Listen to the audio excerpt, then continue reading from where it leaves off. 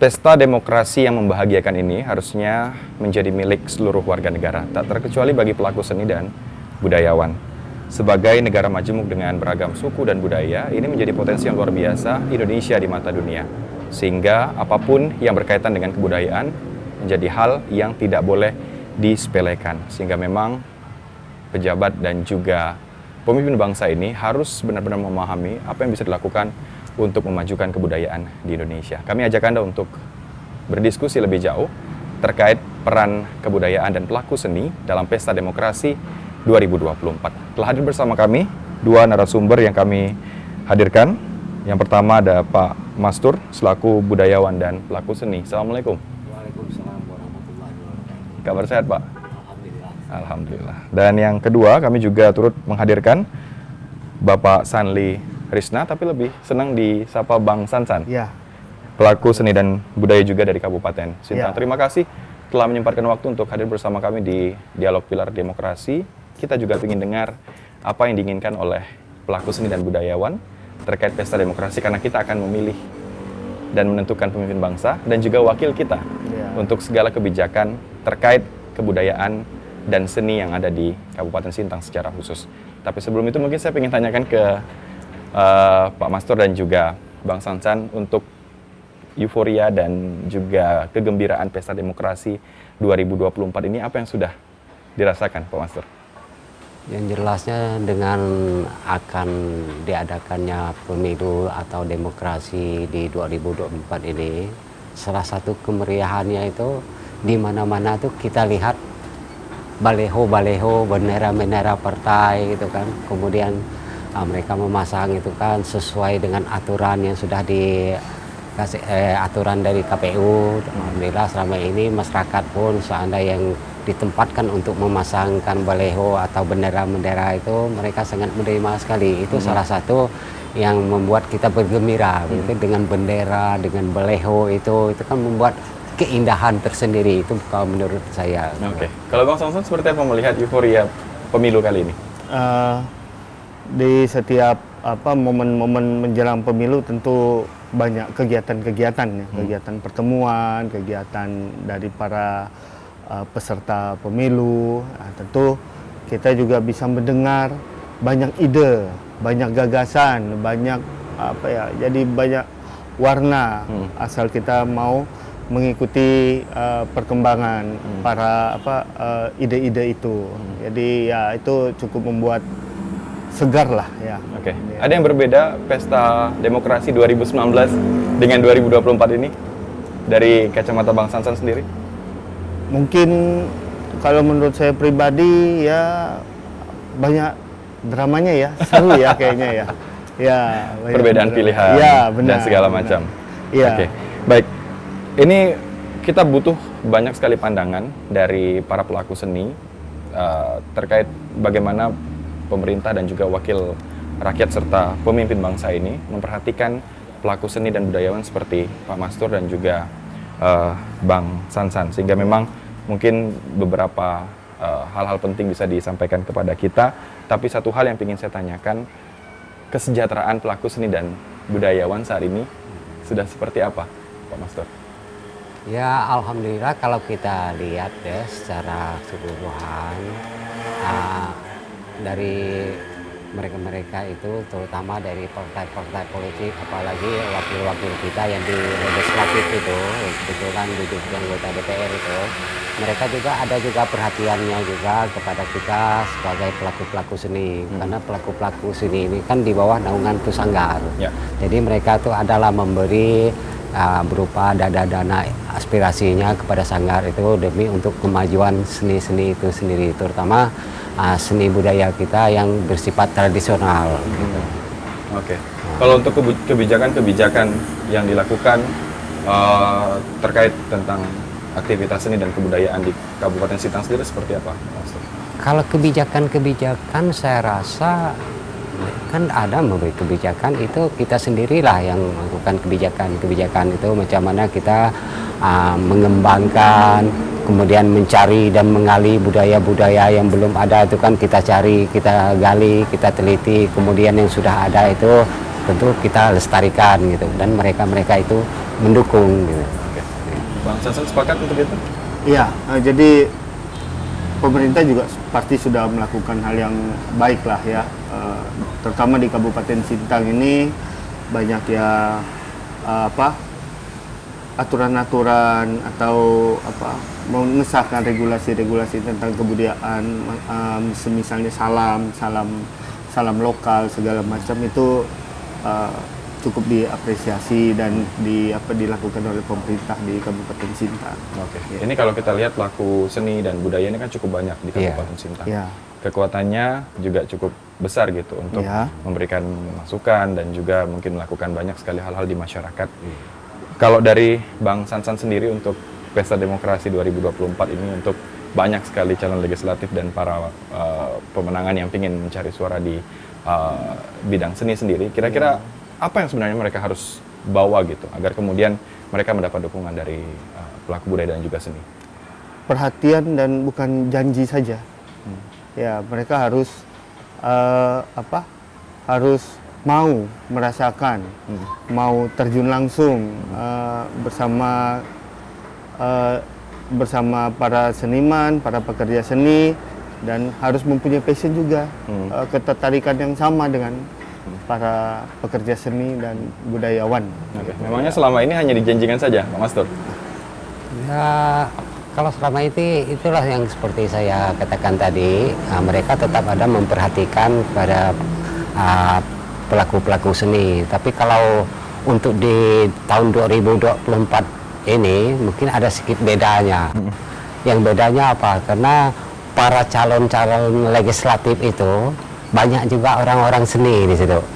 Yang terlibat mencalonkan diri. Mudah-mudahan seandainya mereka itu nanti terpilih, tentu saya rasa mereka tuh pasti tidak melupakan terutama kegiatan dia sehari-hari itu sebagai seorang seni gitu. Dan ingat untuk kembali pulang ke rumah ya. Iya. Oke, jadi ada memang beberapa yang memberikan janji dan juga program-program yang mendukung kebudayaan. Iya. Tapi memang harus ada komitmen dan juga passion. Iya. Cinta dengan seni sehingga melakukannya juga dengan cukup ikhlas seperti itu. Iya. Kalau kita melihat ini kan 2024 Pesta Demokrasi, tapi sebelumnya di 2019 kita juga merayakan Pesta Demokrasi yang sama untuk memilih wakil rakyat. Apa yang mungkin bisa diceritakan terkait peninggalan program-program yang pernah disampaikan atau hal-hal yang pernah direalisasikan dalam unsur seni dan budaya di Kabupaten Sintang, Bang Sansan? Periode 2019 kemarin ya, ada memang beberapa janji, ada beberapa komitmen yang memang dilaksanakan. Tapi ya sebagian kecil saja gitu ya. Yang lain ya mungkin berbeda, hanya mengumbar janji saja untuk meraih simpati, ya seperti itu. Emang apa yang biasa yang mereka sampaikan untuk mendapat simpati dari teman-teman pelaku budaya dan juga Ya, seni? biasanya mereka memberikan janji bahwa nanti kalau sudah terpilih, nanti kegiatan kesenian kita atau kegiatan kebudayaan kita akan mereka ikut partisipasi mengembangkan atau ikut bersama-sama lah dengan kita. Tapi ya sebagian kecil saja yang bisa menepati dan melaksanakan janjinya. Memangnya itu sesuai dengan kebutuhan para pelaku seni dan budayawan? Iya, harusnya kurang juga sih. Iya, tidak mencukupi lah untuk Kabupaten Sintang ini majemuk, banyak suku-suku besar di sini dengan kebudayaan kesenian yang baik, yang bisa diangkat, bisa dilestarikan, yang harus dilestarikan besar banyak sekali gitu ya. Tapi ya memang perlu komitmen yang orang banyak juga lah. Ya. Iya, kalau mereka terpilih ya mereka harus bisa memberikan kontribusi lah yang cukup buat untuk melaksanakan janji-janji mereka itu. Gitu. Pak Mastur, ditambahkan ini sebagai seorang sepuh dan juga senior di Kabupaten Sintang. Memangnya dalam sisi seni budaya dan tradisi budaya tradisional, apa yang dibutuhkan untuk di Kabupaten Sintang ini agar para yang dibutuhkan tuh salah satunya seandainya dari mereka itu memang mereka tidak pernah berjanji gitu ya. Tapi kami harapkan seandainya mereka itu terpilih, misalnya mereka tuh memberi anggaran kepada terutama pemerintah daerah ke dinas apa gitu demi memberi biaya, kemudian itu biaya itu untuk mengadakan suatu seleksi atau event-event, diadakan lomba lah antara pelaku-pelaku seni itu, baik itu tradisional atau yang kreasi itu tadi kan. Nah, itu kadang-kadang kan kalau tidak ada event-event tersebut, para pelaku-pelaku seni itu kadang-kadang malas untuk Tidak ada wadah ya. tidak ada wadah untuk menampung hobi daripada mereka itu. Salah satu contoh itu misalnya kalau saya kan pemain gambus tradisional kan. Jadi yang anak-anak muda ini boleh dikatakan bisa dihitung pakai jari sebelah nih yang masih mau memainkan alat-alat musik tersebut gitu Pak. Tapi kalau kita harapkan dari para anggota legislatif kita nanti misal mereka terpilih, kalau mereka tuh istilah ada memberikan aspirasi bekerja sama dengan pemerintah, baik itu ke Dinas Pemuda Olahraga atau Dinas Pendidikan dan Kebudayaan, melakukan istilah itu tadi event-event itu untuk mengadakan seleksi perlombaan, bahkan seandainya dipromosikan ke provinsi-provinsi lain gitu kan ya, itu yang sangat kami Ada ekspor harapkan budaya juga. untuk provinsi lain seperti itu maksudnya. Ya, Baik, kalau dari Bang Sansan sendiri, sebenarnya apa yang dibutuhkan dalam kebudayaan dan juga seni tradisional di Kabupaten Sintang?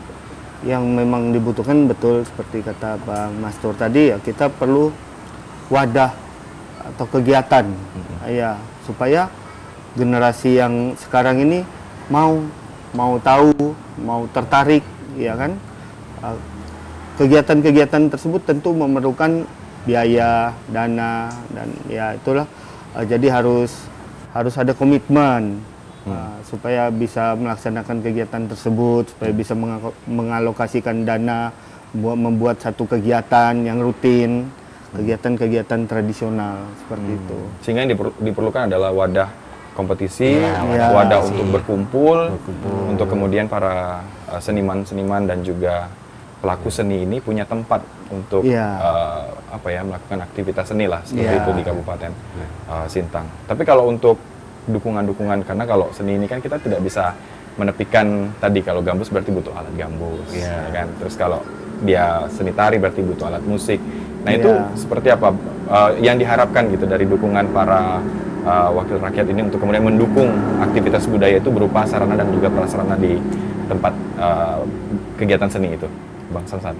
Ya, dia selain dengan fasilitas yang cukup memadai lah ya untuk kegiatan berkesenian, kita di sini di Kabupaten Sintang misalnya ada gedung seni, tapi ya dengan kondisi yang sekarang kurang terawat atau tidak ada yang terlalu mengurus, padahal sempat penuh dengan alat-alat yang cukup, tapi mungkin karena tidak terawat, kurang perhatian. Nah, jadi akhirnya gedung seni itu tidak dapat kita manfaatkan dengan maksimal untuk mengangkat potensi yang ada lah ya. Nah, kenapa mereka juga tidak berpikir demikian gitu, yang pemegang kekuasaan atau ya anggota dewan. Kami harapkan supaya mereka bisa memberikan solusi lah untuk hal-hal tersebut, ya kan, ya untuk supaya kebudayaan kita tidak hilang begitu saja, ya. Motivasi untuk anak-anak mengetahui kebudayaan tradisional bisa tumbuh, ya kan, karena ada pagelaran, ada tempatnya yang cukup memadai, yang lengkap misalnya gitu, ya seperti Padahal itu. kalau kita lihat saat ini di sanggar-sanggar seni pun banyaknya anak muda, yang mereka sudah punya hak suara gitu. Sehingga ini sebenarnya bisa dijadikan salah satu hal untuk kemudian mereka dipilih jika mereka menunjukkan komitmen dan juga keseriusan terhadap dunia seni dan juga budaya yang ada di Kabupaten Sintang. Kalau Pak Masur sendiri, untuk melihat sarana dan prasarana, kalau tadi fokusnya adalah di gedung kesenian, apakah punya pandangan yang berbeda atau sama juga gedung kesenian itu harusnya bisa diperhatikan juga oleh wakil rakyat untuk dikembangkan? Selain gedung kesenian, kadang-kadang mereka juga, itu saya bilang tadi, mereka juga ada memberikan aspirasi kepada sanggar-sanggar, alhamdulillah ya. Terutama kalau yang sanggar-sanggar itu sudah pasti itu memerlukan alat-alat musiknya. Kemudian mereka juga ada mantu-mantu gitu, walaupun dananya tidak seberapa gitu. Tapi mudah-mudahan ke depannya tuh mereka tuh bisa memberikan dana itu lebih besar lagi supaya alat-alat kita tuh lebih lengkap lagi. Jadi untuk kita melestarikan budaya-budaya yang ada di tempat kita, dan sekaligus kita menggunakan sumber daya terutama anak-anak muda yang punya bakat dan hobi yang bermusik terutama yang tradisional kan bisa tersalur. Oke. Pak Mastur, Bang Sansan, ini kalau di tahun politik ini kan semua kelompok selalu membicarakan presiden, wakil presiden, lalu juga anggota dewan, perbedaan pilihan dan segala macam gitu. Dan ini juga pasti terjadi di dalam circle atau kelompok-kelompok kebudayaan yang saat ini Bang Sansan dan juga Pak Mastur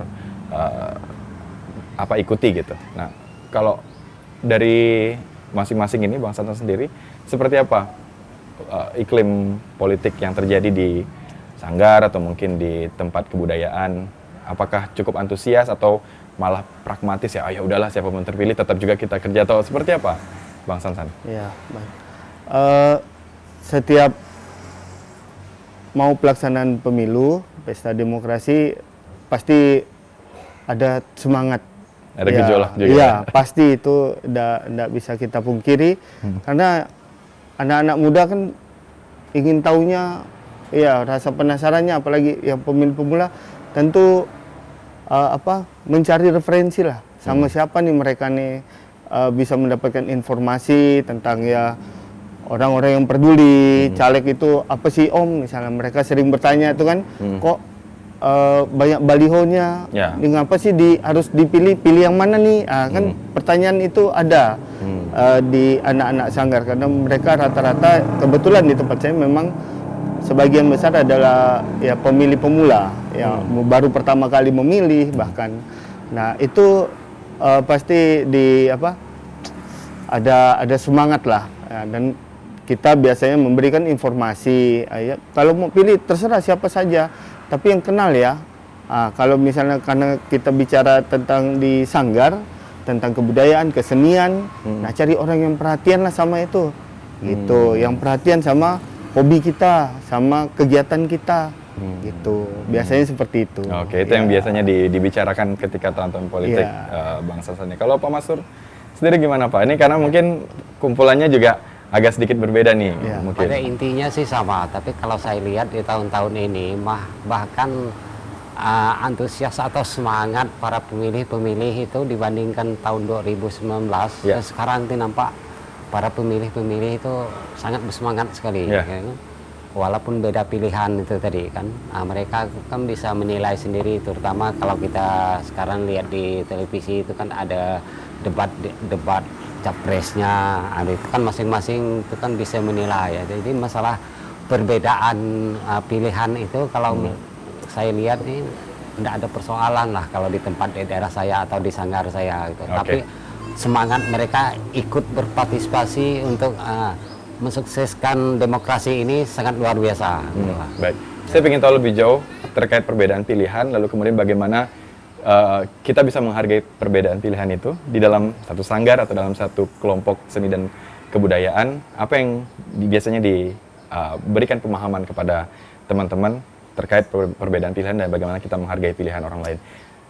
Kami akan kembali pemirsa, tetap bersama kami di Pilar Demokrasi bersama TVRI.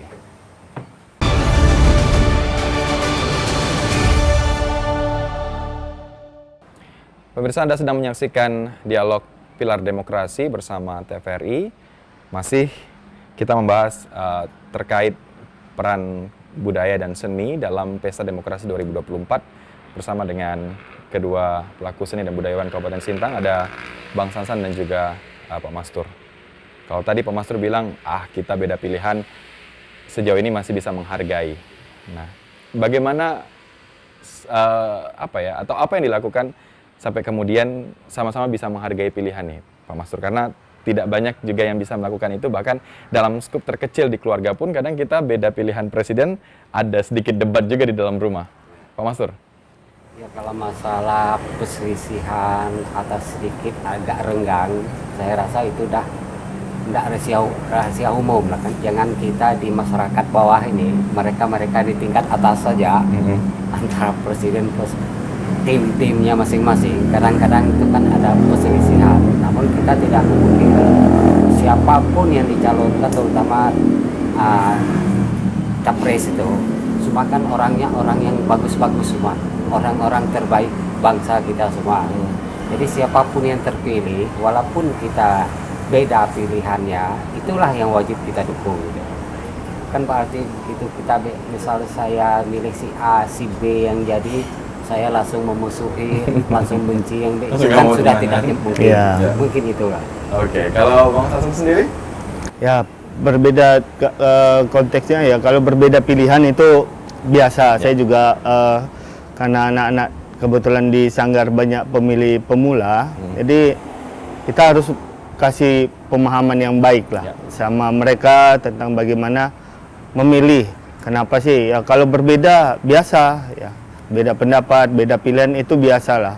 Mungkin karena mereka biasanya mungkin berbeda mungkin karena keluarga si A ya, mungkin kaitan-kaitan ada berkaitan segala macam akhirnya berbeda pilihan. Nah, itu terserah mereka. Tapi kalau untuk berbicara tentang kebudayaan ya, saya hanya bisa memberikan pemahaman kepada mereka, kepada anak-anak, kepada pemilih pemuda yang suka berkecimpung atau yang punya passion di seni dan budaya, ya pilih orang yang mau peduli tentang kebudayaan kita gitu, kebudayaan lokal, kebudayaan kita, karena itu penting ya, supaya kita kebudayaan itu tidak goyah lah. Cara mengetahuinya bagaimana Bang Sansan? Ya. Cara mengetahui bahwa mereka juga fokus dengan kebudayaan itu bagaimana? Ya, kita bisa sampaikan informasi-informasi melalui pengalaman kita, ya kan? Sanggar kami kurang lebih sudah 18 tahun, sudah beberapa periode ikut pemilu, segala macam ya. Jadi kita tahu siapa yang benar-benar yang perhatian tentang dengan kegiatan kebudayaan, berperhatian dengan kebudayaan itu sendiri, bangga dengan kebudayaan dia sendiri. Itu ya kita bisa cukup tahu lah, karena kita berkecimpung juga kan di lingkaran itu juga. Jadi kita bisa mengetahuinya gitu. Jadi itu yang bisa kita sampaikan ke anak-anak, ke adik-adik yang pemilih pemula yang ada di sanggar kita. Seperti itu. Pak Sansan dan juga Pak Mastur, ini kita sudah masuk dalam masa kampanye. Sudah adakah anggota dewan yang datang langsung ke sanggar-sanggar atau ke pelaku seni dan kebudayaan untuk melakukan kampanye dialogis untuk menyerap aspirasi teman-teman? Bang Sansan. Baik, kebetulan untuk di sanggar kita sudah ada, ya sudah ada, itu juga abang-abang kita juga, ya yang sudah memang sering lah, memang mendukung kita, mendukung kebudayaan, passionnya memang di bidang seni dan budaya juga. Jadi itu hanya untuk memperkenalkan saja kepada anak-anak sanggar kita yang sebagai pemilih pemula, pemilih baru itu kan, supaya kita bisa kenalkan. Nah, ya silahkan kalau mau dipilih ya, pilih seperti Om ini supaya kita kegiatan kita atau kebudayaan kita tetap mendapat dukungan gitu ya, supaya dapat berkembang. Nah, itu. Jadi, ada aspirasi yang disampaikan sama teman-teman? Pasti ada yang kita sampaikan, keinginan kita seperti apa untuk seandainya mereka terpilih kembali, ya kan, dengan dukungan kita, dengan dukungan para seniman, itu pasti kita sampaikan pada saat pertemuan itu. Kampanye dialog gitu ya. Kampanye dialog. Pak Mastur sendiri? Ya, alhamdulillah selama ini semenjak di masa-masa kampanye di tahun 2024 ini sudah ada juga calon-calon legislatif kita, baik itu tingkat kabupaten, provinsi atau tingkat pusat sana, sudah ada juga datang ke tempat kita. Bahkan mereka sendiri, karena masyarakat ini kan bermacam-macam, ada yang mengadakan pertanyaan, setelah itu juga ada juga yang langsung minta bantu gitu, keperluannya untuk melestarikan termasuk kesenian itu tadi atau segala adat budaya itu. Alhamdulillah mereka membantu juga gitu. Aspirasi yang disampaikan kepada mereka kalau dari Pak Mastur sendiri dan juga rekan-rekan waktu itu ketika ada kampanye dialogis apa? Mereka tetap mohon seandainya yang jadi caleg itu terpilih, kemudian duduk di tempat yang diinginkan oleh mereka itu, supaya mereka itu tetap ingat dengan janjinya atau tetap pedulilah dengan masyarakat, apalagi yang masyarakat yang pernah mereka janjikan waktu sosialisasi itu. Gitu. Oke, baik. Ini kalau kita bicara tentang tahun politik, lalu kemudian pesta demokrasi, segala cara dilakukan oleh para caleg untuk mendapat simpati dan juga suara dari kita. Tapi kadang juga, karena tadi sekaitan dengan iklim atau suhu politik yang harusnya tetap damai, adem, ayem. Tapi kadang pendekatan-pendekatan kesukuan dilakukan, lalu kemudian ini yang kadang bisa membuat sedikit gesekan seperti itu. Nah itu kalau Bang Sansan sendiri melihatnya seperti apa? Baik. Kalau untuk seperti itu, kebetulan di sanggar kita juga tidak hanya ada satu suku di situ. Sanggar kita sanggar tari, sanggar musik di kebudayaan Dayak.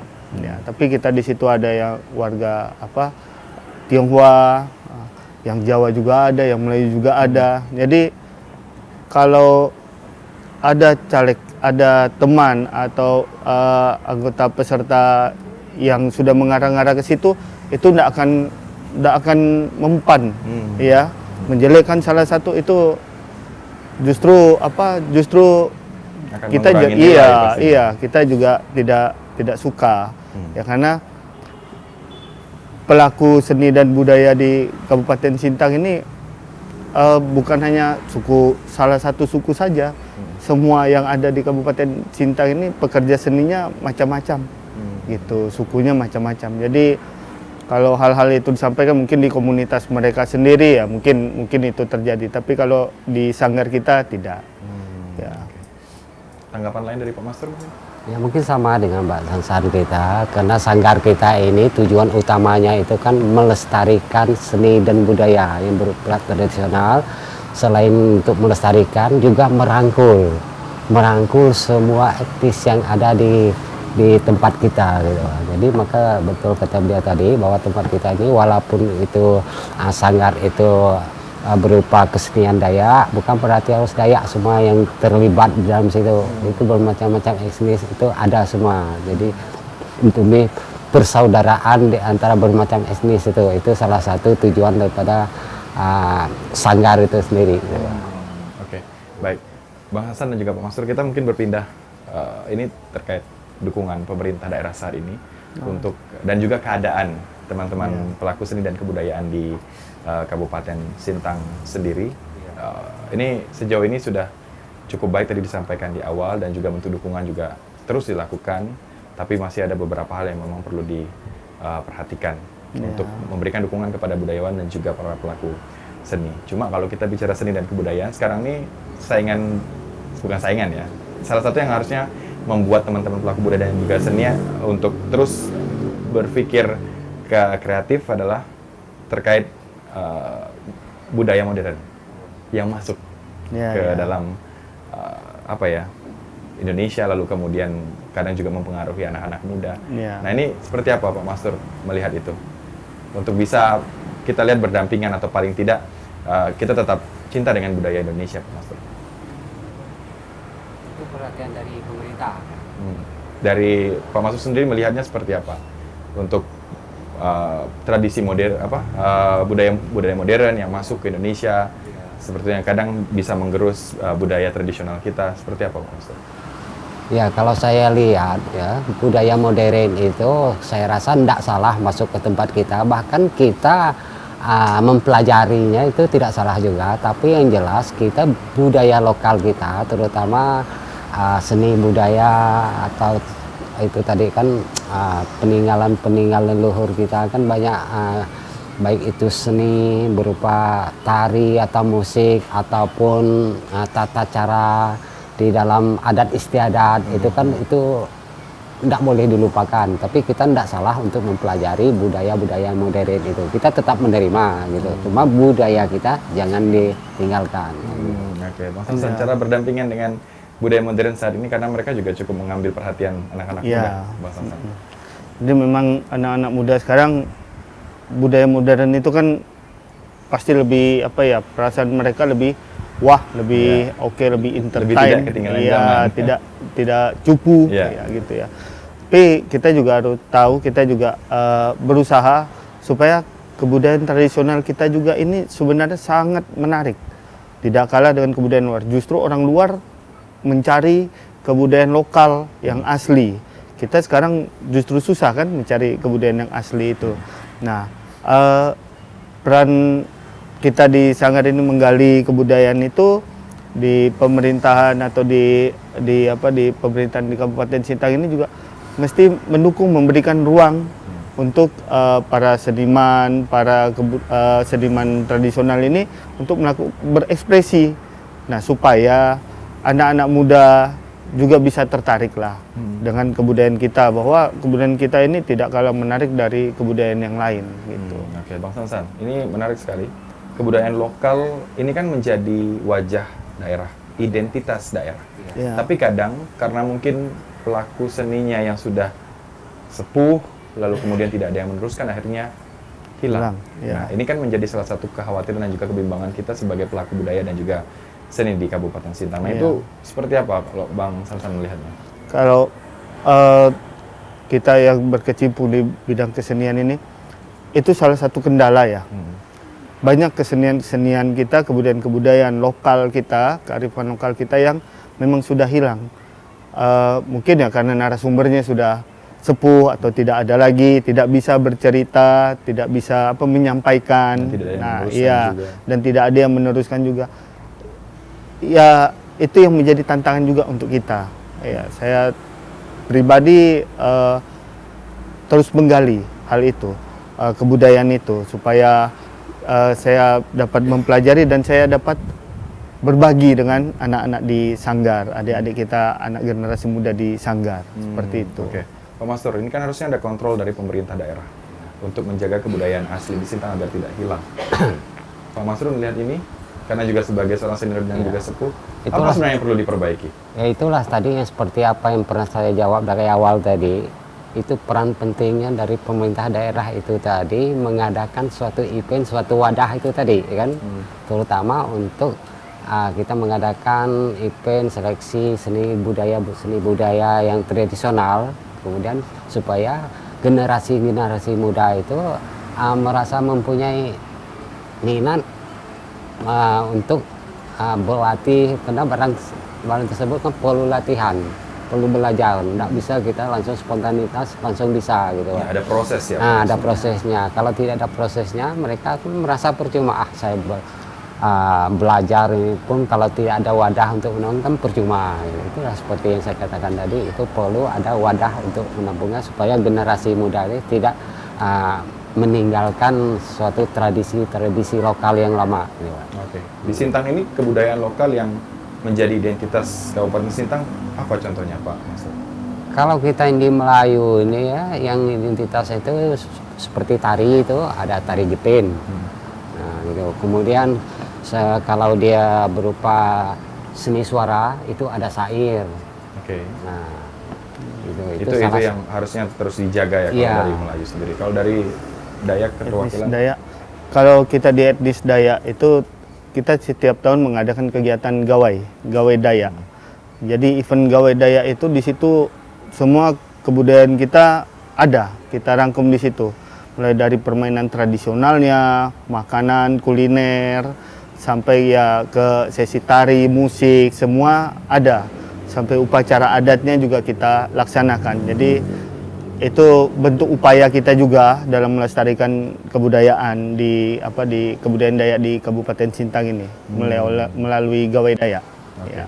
Kalau untuk karena ini tadi juga disinggung budaya tradisional ini, beberapa di antara anak muda berpikir bahwa ini kolot, ini kuno segala macam. Nah, untuk membangun rasa ingin tahu mereka dan rasa cinta mereka dengan kebudayaan, itu biasanya kalau dari Sanggar dan juga dari Pak Masud sebagai pelaku budaya sendiri, apa yang dilakukan untuk kemudian anak muda bisa involve dan terlibat dalam aktivitas budaya tradisional, Bang Sansan? Ya.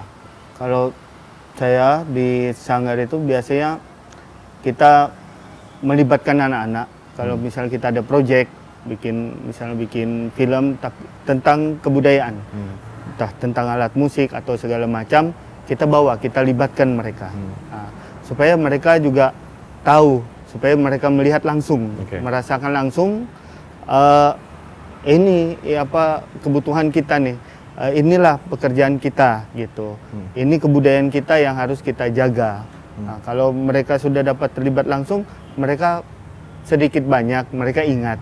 Nah, dan semoga ke depan mereka mau untuk ikut melestarikan bahkan bisa mengembangkan. Oke. Ya, seperti itu. Terkait keterlibatan mereka untuk masuk ke sanggar ini seperti apa kalau dari Bang Sansan sendiri? Cukup antusiaskah atau seperti apa, atau Bang Sansan jemput bola untuk memberikan pemahaman kepada mereka bahwa kita harus menjaga kebudayaan tradisional agar tidak punah, atau seperti apa Bang Sansan? Jadi kalau di sanggar saya sendiri antusias keluarga orang tua biasa mengantarkan anaknya, Oke. daftarkan anaknya mungkin karena kenalan kita atau apa ya komunitas kita. Jadi mereka mengantarkan anaknya, daftarin anaknya dari usia SD.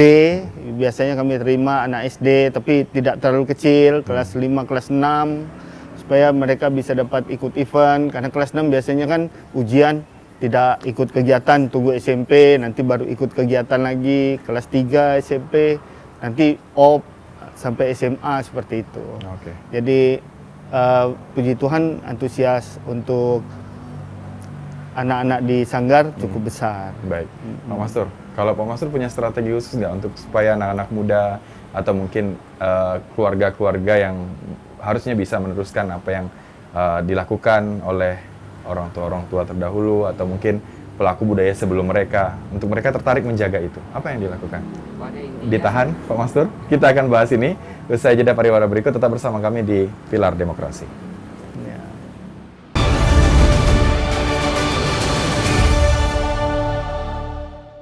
Anda masih menyaksikan Pilar Demokrasi bersama TVRI. Kita kembali ke Pak Mastur, Pak. Tadi kepotong iklan terkait bagaimana sebenarnya kita untuk bisa membuat anak-anak muda ini punya ketertarikan terhadap budaya tradisional. Silakan. Ya, jelas untuk kita supaya generasi muda itu mau tertarik dengan budaya-budaya lokal kita, terutama dari kita sendiri. Dari kita sendiri yang kebetulan walaupun tidak begitu pandai dan banyak pengalamannya, tapi apa yang kita ketahui tentang budaya-budaya lokal kita yang ada pada diri kita, itulah yang kita kasih pemahaman kepada generasi muda kita, terutama seperti saya tadi kan memainkan musik gambus itu saya kasih pelajaran kepada anak-anak saya. Kemudian bahkan alat-alat musik itu saya persilakan siapa saja yang mau pakai silakan ambil saja, dipakai saja gitu Pak. Supaya mereka itu tetap mempunyai ketertarikan untuk memainkannya gitu. Karena itu salah satu tradisi atau musik tradisional lokal kita gitu. Oke. Artinya memberikan contoh pada generasi mereka muda untuk mereka bisa meneruskan lewat memainkan alat musik yang diajarkan sama orang tua dan sepupu-sepupu ini ya Pak. Ya. Baik, Pak Mastur, ini kalau kita lihat memang ketika kembali kita bicara tentang pesta demokrasi, Ya. ketika para calon legislatif ini terpilih atau mungkin pemangku kebijakan, pengambil keputusan ini membuat banyak sekali peraturan-peraturan daerah atau kebijakan-kebijakan apapun yang kita rasa kadang baik sebenarnya. Ya. Tapi malah ditiadakan biasanya. Yang padahal harusnya dilanjutkan. Nah ini seperti apa Pak Mastur melihat? Yang jelas salah satu harapan kami terutama para pelaku-pelaku seni itu supaya mereka itu seandainya mereka itu berjanji tetap membantu kita untuk melestarikan seni dan budaya lokal kita yang ada itulah yang kita harapkan gitu. Supaya seni dan budaya kita yang hampir hilang atau punah itu bisa kita angkatkan kembali gitu, kita lestarikan, kita sebagai daya tarik pariwisata kita untuk menarik warga-warga luar kita untuk melihat seni dan budaya tradisional kita gitu. Oke. Bang Aan punya pendapat yang sama atau mungkin berbeda? Ya, setiap pergantian pemerintahan ya untuk yang baik harusnya tetap dijalankan lah ya. Ya, apalagi yang berkaitan dengan seni dan kebudayaan karena seni budaya ini kan bukan proses instan, ya kan? Dia perlu proses yang panjang. Jadi bantuan program yang dijalankan saat ini hasilnya belum tentu periode berikutnya selesai. Mungkin periode ke depan baru kelihatan hasilnya. Jadi ya yang kita harapkan program yang memang mendukung kebudayaan seni kebudayaan kita itu bisa tetap dilaksanakan siapapun yang menggantikan atau siapapun yang beralih pimpinan seperti itulah. Oke, sehingga kalaupun memang ada perubahan-perubahan terkait program atau apapun dukungan dalam bentuk kebudayaan, jangan dilihat ini karena programnya dari generasi sebelumnya atau pejabat sebelumnya lalu nggak mau dilanjutkan. Padahal itu sebenarnya bagus untuk bisa melakukan pengembangan terhadap kebudayaan dan juga seni tradisi di Kabupaten Sintang ya Bang Sansan. Ya. Ini saya ingin mengajak mungkin Pak Mastur dan juga Bang Sansan terkait kalau dalam proses pemilu ini para caleg, wakil rakyat, bahkan pemimpin kita, presiden akan mengambil simpati lewat berbagai cara, lewat kampanye dialogis, lewat penempelan alat peraga kampanye yang banyak, lalu kemudian mengajak masyarakat untuk menarik aspirasi, termasuk juga melakukan debat. Kemarin nonton debat Capres berdua. Nonton. Nah, ini kita masih menunggu tentunya sampai di debat Capres yang akan dilakukan pada 22 Desember untuk Cawapres. Saya masih menunggu ada isu budaya yang akan diangkat.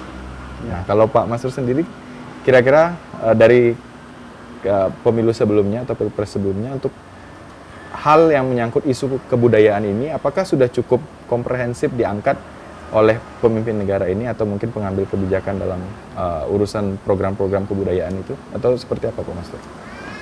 Ya selama saya ketahui ini, terutama di debat-debat yang kemarin itu belum ada yang menyinggung masalah isu-isu kebudayaan. Ya. Tapi alhamdulillah kalau kita lihat dari pemerintahan kemarin lewat Kementerian Pariwisata terutama Bapak Sandiaga Uno itu sudah termasuk sudah memberikan daya tarik untuk pariwisata kita untuk melihat kebudayaan lokal kita. Cuma alhamdulillah kemarin berapa bulan yang lalu, 1 bulan yang lalu kalau tidak salah, saya sebagai pelaku seni juga, seni budaya lokal itu sama Gamus dari Dinas Pendidikan dan Kebudayaan Riset dan Teknologi kemarin tuh. Jadi kami para pemain-pemain atau seniman-seniman yang berupa tradisional itu diadakan penampilan sana di ibu kota sana kami. Di Jakarta. Nah, itu salah satu nampaknya pemerintah itu sudah mulai untuk mengangkat seni-seni yang ada di seluruh Nusantara ini. Kemudian kita perlu juga itu supaya itu lebih berkembang dan tetap berkelanjutan gitu. Oke, kalau Pak Mastur diberikan kesempatan untuk memberikan pertanyaan kepada Presiden, hal yang menyangkut kebudayaan apa yang ingin ditanyakan ke beliau? Waduh. Apa yang ingin Bapak sampaikan terkait perhatian yang harusnya ditingkatkan gitu untuk kebudayaan di Indonesia sendiri? Kalau saya disuruh memberi pertanyaan itu kira-kira apa gitu kan program Bapak Presiden untuk melestarikan budaya-budaya lokal di seluruh Nusantara ini, terutama seni-seni budaya lokal yang sudah mulai tidak diminati oleh anak-anak muda. Macam mana cara Bapak itu supaya generasi muda itu mau mempelajari hal-hal tersebut gitu, demi untuk melestarikannya. Pertanyaan itu memang harusnya disampaikan kepada beliau dan dapat jawaban yang sesuai gitu ya. Baik. Saya ke Bang Sansan. Bang, kalau tadi Pak Mastur sudah menyampaikan pandangan terkait debat Capres dan Cawapres yang memang menunggu ada isu budaya yang diangkat. Nah, kalau Bang Sansan sendiri seperti apa melihat debat tersebut dan seberapa penting sebenarnya isu kebudayaan juga harus diangkat gitu dalam pembahasan atau soal di debat tersebut? Ya, baik. Kalau untuk debat kebetulan saya tidak nonton ya, tapi kalau memang ada momen untuk mengangkat isu tentang kebudayaan itu baik sekali, bagus sekali. Jadi kita tahu karena Indonesia ini kan memang terbentuk oleh kebudayaan-kebudayaan, banyak sekali kebudayaan, suku, bangsa, suku, bahasa, ya banyak sekali. Itu penting lah, karena bagaimana Indonesia bisa bersatu dengan negara sebesar itu kan, bisa bersatu itu kan luar biasa. Pasti karena kebudayaan lah, ya kan, saling menghargai segala macam. Ya, itu penting sekali. Kira-kira apa yang ingin disampaikan kalau saya dikasih kesempatan untuk bertanya soal kebudayaan yang harus menjadi perhatian Presiden dan Wakil Presiden? Untuk Presiden dan Wakil Presiden, pertanyaannya ya mungkin seniman tradisional itu merupakan pahlawan lah ya, pahlawan bangsa dianggap seperti itu.